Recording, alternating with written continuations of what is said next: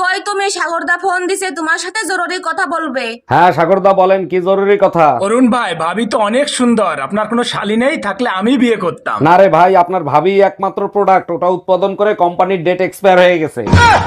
জাউরা better কাছে কিছু চাইলেই ওর মাথা গরম হয়ে যায়। আরে ভাবি, তা ভাইয়ের কোন মাথা গরম হয়, কিছু বলছে? এসব কি বলেন? মানুষের মাথা থাকে কয়টা?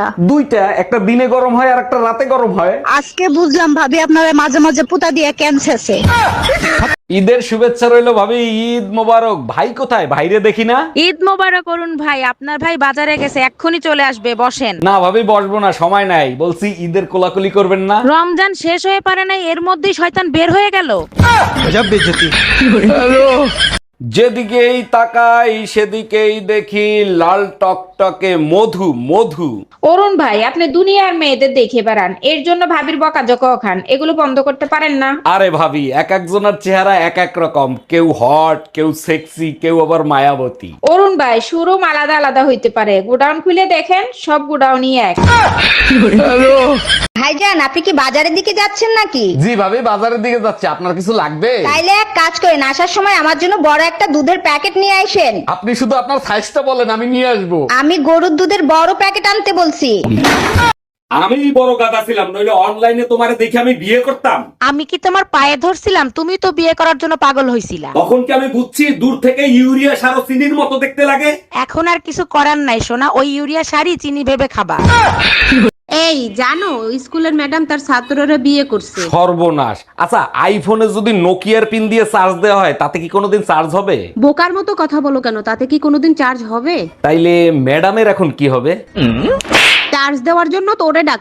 ঠিক আছে আম্মাজান, চলে যাচ্ছি। ঈদের ছুটি পেলে আপনার মেয়েকে নিয়ে আবার আসবো। ঠিক আছে জামাই, সাবধানে যাও, দোয়া করি তোমরা যেন সারা জীবন সুখে শান্তিতে থাকো। আম্মাজান, আপনার দোয়া কবুল হবে যদি আপনার মেয়ে আপনি রাইখে দেন। আরে জামাই, এগুলো কি বলো? শান্তিতে তো আমাদেরও থাকতে হবে, তাই না? দেখো, চোখ রাঙায় কথা বলবা না, তাহলে কিন্তু তার ফল ভালো হবে না। কি করবা? তালাক দিবা? তাও সাথে সম্পত্তি অর্ধেক নিয়ে যাব। সেই সুযোগ তুমি কোনোদিনও পাবা না। সম্পত্তি করছি বাপমার নামে, লোন করাইছি তোর নামে। তুমি আজ পর্যন্ত আমার জন্য কি করেছো? আচ্ছা বেবি, শোনো না। হ্যাঁ বলো, আমি তো সারা জীবন শুনেই গেলাম। অন্যের বাচ্চা পালা খুবই কষ্টসাধ্য ব্যাপার। আচ্ছা, তা তুমি কার বাচ্চা পালছো? কেন, আমার শ্বশুর শাশুড়ির বাচ্চা। কি বললা তুমি? তোমার যন্ত্রণায় আমি অতিষ্ঠ হয়ে গেছি, এত সন্দেহ কেন করো? আমার ভালোবাসা তুমি অন্য কাউরে দান করবা আর আমি চুপচাপ বসে থাকবো?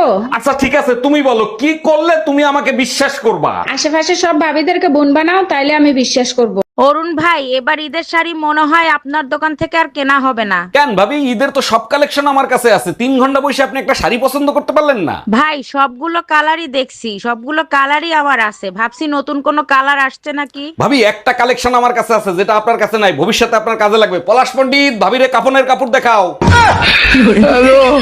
অরুণ ভাই, অনেকদিন পরে দেখলাম, কেমন আছেন আপনি? জি ভাবি, ভালো আছি। আপনাদের বিয়ের বয়স তো অনেক বছর হলো, তা আপনারা বাচ্চা কাচ্চা নিচ্ছেন না কেন? বাচ্চা নিলে তো ফিগার খারাপ হয়ে যাবে, তাই ভাবতেছি বাচ্চা অ্যাডাপ্ট করব। হাজবেন্ড থাকতে বাচ্চা অ্যাডাপ্ট করবেন? সত্যি করে বলেন তো, ভাইয়ের অ্যাডাপ্টার ঠিক আছে তো?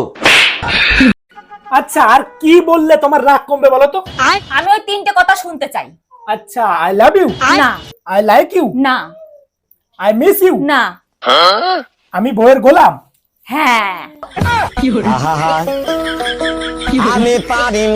এই টুম্পা, কই তুমি? আমার 20টা টাকা দাও না, একটু চা নাস্তা করে আসি। সারা দিন ঘরে বসে শুধু বইয়ের কামাই খাবে, একটা চাকরি করার মুরুদ নাই, বেরো আমার বাড়ির থেকে।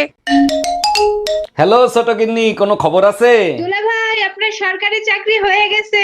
আমি জানতাম জীবনে তুমি বড় একটা কিছু করবা বাবু।